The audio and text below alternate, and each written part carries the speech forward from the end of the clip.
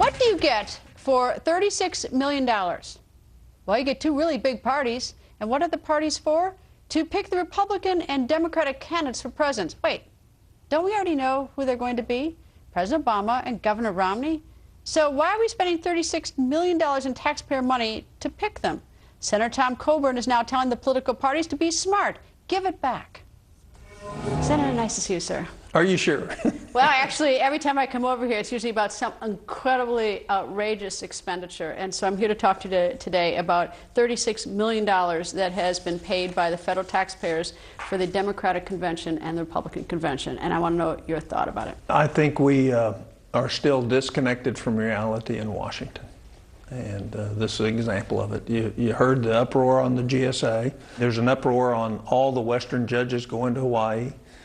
And politicians will say things about that, but when it comes to their own bailiwick, they'll say, well, give me the money.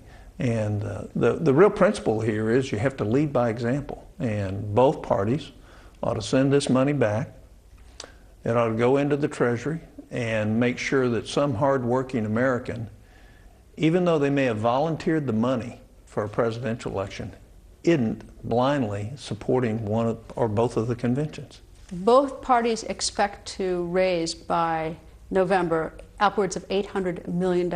So this 18 million 2% that they each got was relatively insignificant in terms of how much money. They got lots of cash. Yeah. Neither party is claiming poverty. And the reason, as I understand, that they're entitled to this money by law is that it goes back to about 1976. And there's an effort to try to get dirty money out of politics. Well, when they set up the presidential election contribution system, they wired it so each party could get something for their own convention as well. So, it's just typical inside Washington. But the disheartening thing is where's the leadership to change it? It's not just this, it's everything else in the federal government. Where's the leadership to change the waste, the duplication, the fraud? We're not seeing it right now. I suspect that checkoff that they put on the tax return where you could check off $3 to go towards the conventions, I suspect, and maybe I'm wrong, that was heavily lobbied by both parties.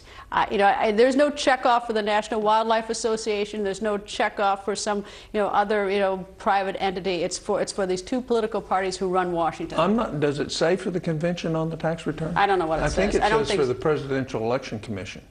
I'm not sure. I may be wrong. You're probably right. So you don't even know you're given money for both conventions when you contribute to that. Well, these are actually, I know that they have a historic purpose and it's part of our democracy, but I've covered them. Well, these are parties.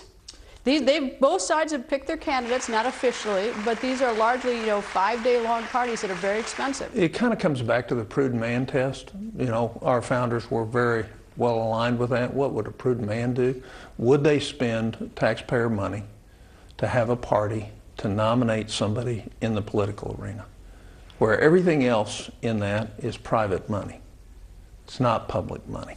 And so a prudent man wouldn't do this. And that's the real moral question about our leadership today. Where is the leadership to say, we're in trouble as a nation?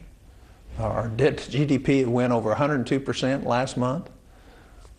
We're going to have trouble getting out of the hole we're in. Now's the time to set an example. All right, I read The Debt Bomb. You and I have talked about it in your new book. I'm curious, do you see any light at the end of the tunnel on the parties taking responsibility? Forget the politicians, but the parties. Well, yes, because the parties are made up of individuals, and whether you're a hardcore liberal or a hardcore conservative, what you realize in your own personal budget with your own family is you have to make choices, and they have to be based on priorities. And so I do think that will happen in both parties. They want some sanity back in the system. But they just took they both took 18 million apiece in May. But that's the political elite of the parties, not the parties are made up of individual Americans who aren't involved in that process. And it just shows that the political elite in this country, whether you're an elected official or inside the game on politics, is you're totally disconnected with reality of what's really going on in this country and what is going to have to go on if we're going to get out of the troubles that we're in. All right, let me rephrase it. Do you see any indication the political elite in the Democratic Party or the Republican Party shows any inclination to be responsible and to lead? I haven't looked for it. If you looked for it, do you think you'd see it? Well, I don't know. You know, I haven't. They took the money. Well, they did. But, you know, why is only one senator raising the question about them taking the money? Why aren't there 65 or 70 senators saying, guys, send it back? You know, why aren't there 400 members of the House or 350 members of the House saying, send it back? I mean, that's the question. Not, you know, the answers from both parties is a defense of the status quo. Well, the status quo has us bankrupt and our children shackled. The status quo doesn't cut it anymore. Senator, thank you, sir. You're welcome. Good to see you. Nice to see you. Coming up, the Wisconsin recall election. Governor Scott Walker trying to keep his job, but there's even more.